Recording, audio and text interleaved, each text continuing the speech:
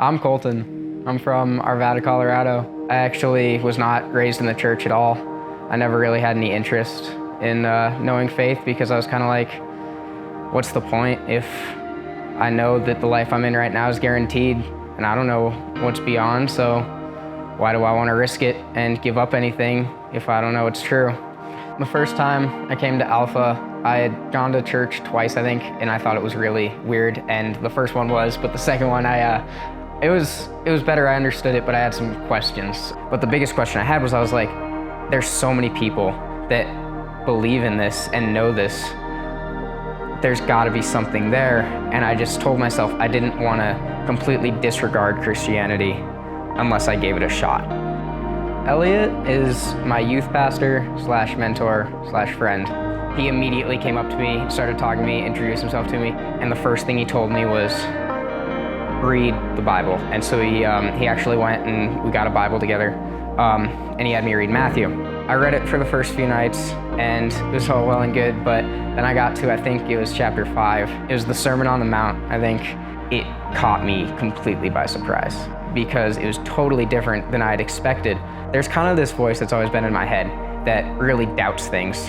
And so I knew going in that I didn't want to believe in Jesus because my brothers believe in Jesus. And I didn't want to believe in Jesus because my girlfriend does, or because I know all these people who do. I wanted to believe in Jesus as God because I know that Jesus is God. And then automatically the guards and the doubts go back up, and I'm like, no. And there were so many times of actual like anger to where I didn't even want to read anymore. And there was a period for like 3 weeks that I didn't even pray at all or read my Bible because I was just mad not at the existence of God, but at the things he was saying because they weren't lining up with the life that I'd kind of gone to. And then one night I was lying in my bed. It was just me in the room, well, me and God.